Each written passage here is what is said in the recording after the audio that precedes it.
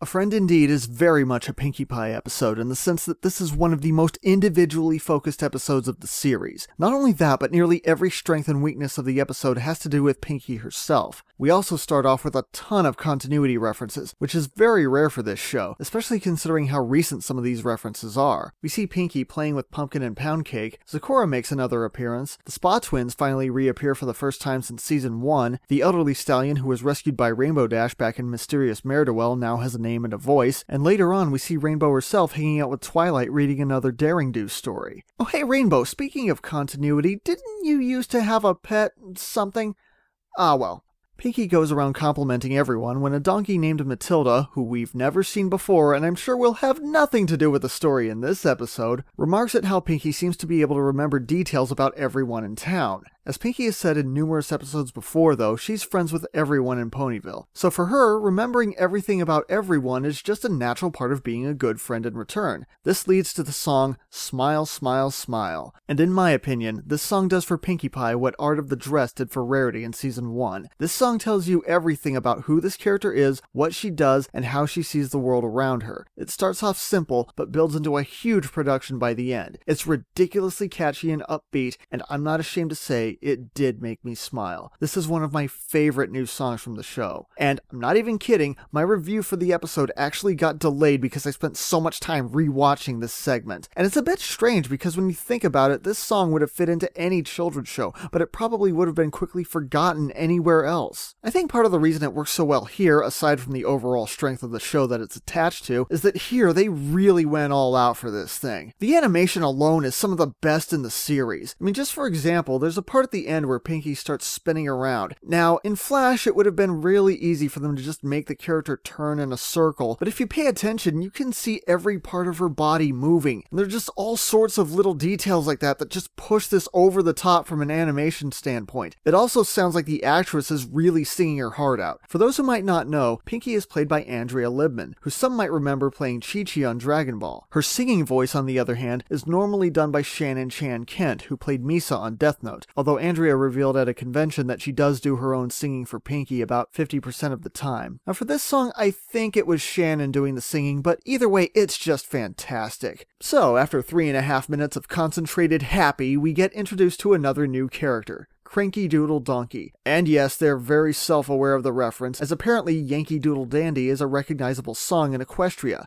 Cranky is new in town and currently in the middle of moving to his new house, so Pinkie takes the opportunity to introduce herself and add yet another name to her list of friends. Cranky just wants to be left alone, but Pinkie is determined to cheer him up even if it kills him. Now, during the musical number, it's shown that Pinkie has two different approaches to making someone smile. On one hand, if she sees that someone is dealing with a specific problem, she'll work to find a solution to it. Apple Bloom looks sad that she doesn't have anyone to jump rope with. Pinkie comes in and jumps rope with her. Applejack is worn out while trying to paint the side of a barn. Pinkie helps paint the barn for her and even throws in some cheerful artwork as a bonus. It's a pretty straightforward system to follow, and it makes for some of the best parts in the song as it gives the impression that Pinkie genuinely cares about helping others. But if she doesn't know why someone's upset, she resorts to completely random craziness. Cranky definitely has a chip on his shoulder, but it's not immediately apparent what that is. So Pinkie, for some reason, decides to go through his possessions and starts channeling Dee Dee from Dexter's laboratory. Then, after accidentally knocking off his toupee, she tries to help by calling attention to his bald head and making everyone laugh. Now, considering that we've seen characters on the show already who were either bald or going bald, I don't think anyone was laughing at Cranky specifically, but rather at Pinkie's over-the-top display. Still, it's clearly something that Cranky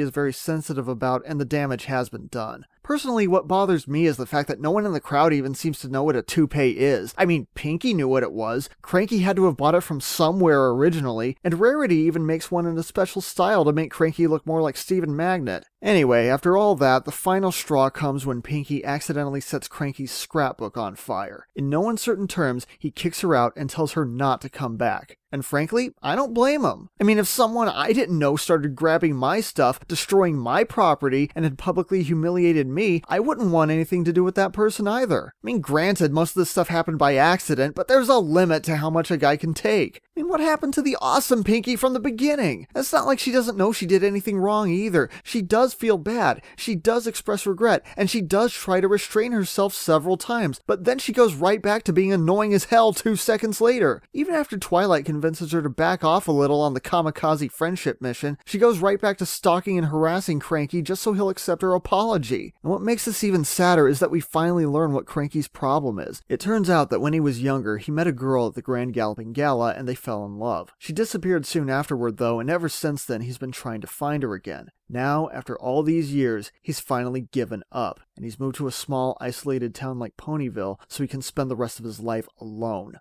Quite frankly, this guy is broken. This goes way beyond needing a quick pick-me-up from Pinkie Pie. He's suffering from real issues, and he needs real help.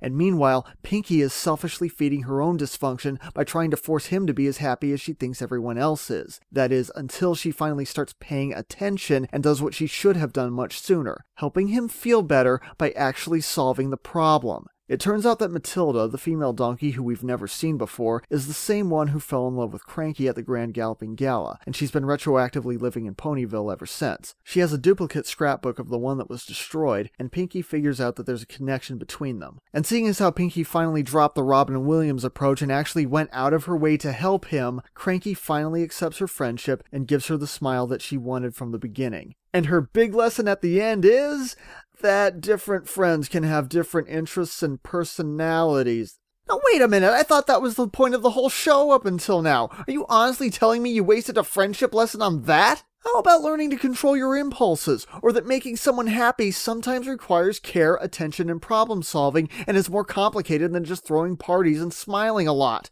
Or, what if they didn't become friends? What if the lesson really was that no matter how hard you try, some people just aren't going to be friends with you? That's a real life lesson that can be important to learn too. Anything would have been better than just telling us what we've already known since the first episode. Now, I usually enjoy Pinkie Pie episodes because even though she's basically comic relief most of the time, these episodes tend to give her more development than any other character on the show. A Friend Indeed shows Pinkie at her very best and at her very worst. Though, interestingly, this does a couple of things. After Pinkie's best moment with the musical number, Cranky gets introduced as something of an antagonist. But since Pinkie's impulses to help end up backfiring in every worst possible way after that, it actually helps us empathize more with Cranky. He never feels like a bad guy, and his desire to be left alone really isn't that unreasonable. And we also get more of a full range of emotion from Pinkie. Like I said before, she does feel bad about messing things up, and she is more thoughtful about her actions, even if she can't control herself most of the time. I don't really think it was necessary to make her cause all those problems just to get the audience more invested in Cranky, but it is an interesting approach at the very least. The one problem that I absolutely cannot defend though is the wasted lesson at the end.